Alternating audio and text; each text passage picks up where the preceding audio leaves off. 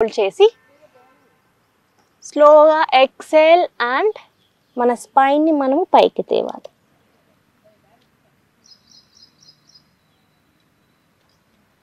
Again inhale up.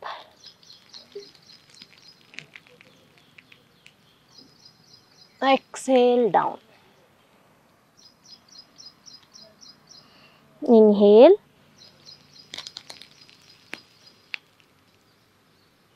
Exhale. ముందు చెప్పినట్టు మనం ఇన్హేల్ చేసిన తర్వాత 3 seconds వరకు అక్కడ హోల్డ్ చేయొచ్చు. And exhale down, head down, and మన స్పైన్ అనేది అప్ రావాలి. సో ఈ ఆసన చేసిన తర్వాత నార్మల్గా మనం వజ్రాసనంలో కూర్చోవచ్చు. ఈ ఆసన మనము డైలీ 10 to 15 times అనేది మనం ప్రాక్టీస్ చేయొచ్చండి. మన స్పైన్ హెల్త్ని ఇంప్రూవ్ చేయడానికి, ఫ్లెక్సిబిలిటీని ఇంప్రూవ్ చేయడానికి, దీంతోపాటు పీరియడ్స్లో మనకి ఇన్స్టాంట్గా పెయిన్ రిలీఫ్ రావడానికి చాలా మంచి ఆసన. దీంతోపాటు మనకి మన పెల్విక్ ఆర్గాన్స్ని కూడా ఇది మసాజ్ లాగా పనిచేస్తుంది, టోన్ చేస్తుంది. అండ్ అబ్డోమిన్ దగ్గర ఉన్న ఫ్యాట్ కూడా మనకి చాలా వరకు కంట్రోల్ అవుతుంది.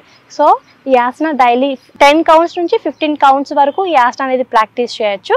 సో ఈ ఆసన ప్రాక్టీస్ చేసేటప్పుడు మనం వజ్రాసనాలో కూర్చోవాలి. వజ్రాసనాలో కూర్చున్న తర్వాత మన నీస్ మీద నిలబడి తర్వాత మనము చేయాలి. దీన్ని మర్జరీ ఆసన అని అంటారు, ఇంగ్లీష్లో అయితే క్యాట్ అండ్ కౌ కూడా అంటారు.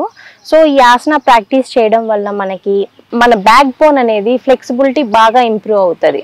దీంతో పాటు మనకి స్ట్రెస్, సో మనం భరించలేనంత స్ట్రెస్ అయితే ఎప్పుడైతే ఉంటుందో ఆ స్ట్రెస్ని కంప్లీట్గా మన బాడీ నుంచి ఎలిమినేట్ చేయడానికి అండ్ మన ఫేస్ నుంచి కూడా ఎలిమినేట్ చేయడానికి, దీంతోపాటు మనకి ఇన్స్టాంట్గా మంచి మూడికి రావడానికి చాలా మంచి ఆసన అని చెప్పొచ్చు.